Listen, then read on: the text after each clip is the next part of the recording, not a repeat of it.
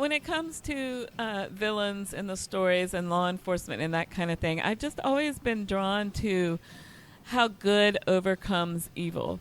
And I have a lot of evil in some of my books, but I just want to show, I want that to be parallel to how God is so much greater than evil, and he is, working in all our lives, whether we can see it or not. And I just feel like, readers want to see that too. Like this world is not, it can be a very scary place sometimes.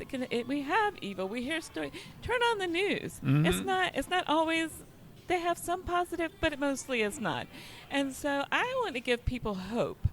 Like in each story that good is stronger than evil, that God is stronger than the enemy, that God is there working in our lives and doing what we need for us. And he has our best interest at heart, I guess is what I'm saying. He wants the best for us. And I don't know, I just feel like when I put that in the stories, it gives hope for the readers. Like no matter what, hopefully nobody's trying to kill them.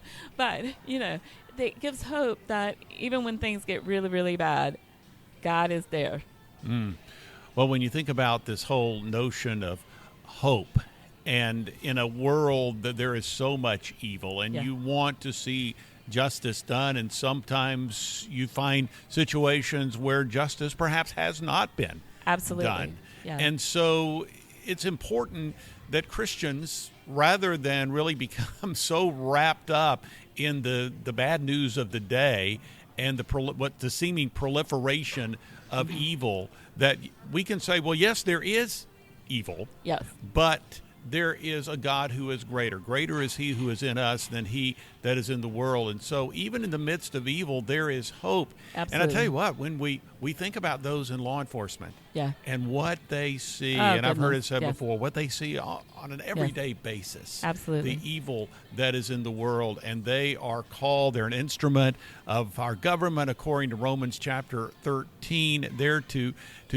actually reinforce good and to punish evil. And so they've got all this tremendous responsibility. It really calls to mind the important role that they play. And really when you find Christians who are in law enforcement, really they have an extra edge, if you will, as far as dealing with some of this stuff that maybe their coworkers don't have. But we certainly need to pray for all of our law enforcement officials, because they see evil face to face consistently.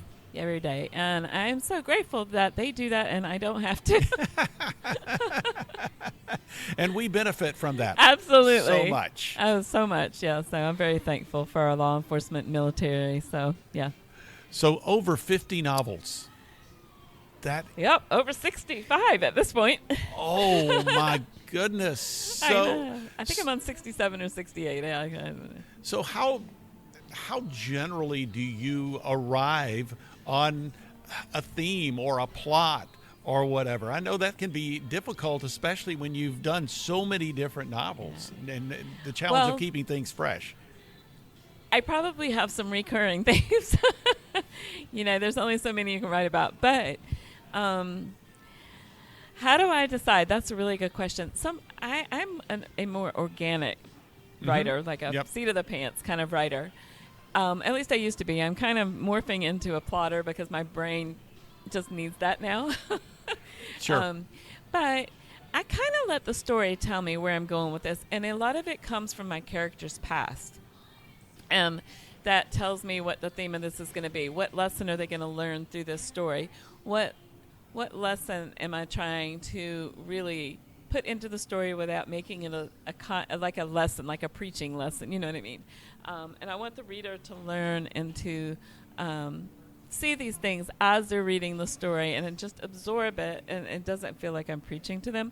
And so I kind of let the characters take me there. So I know I do a lot about forgiveness. I do a lot about unconditional love. I do a lot about your past doesn't define your future. And I think people just really need to hear that right now. They need to see people living that out.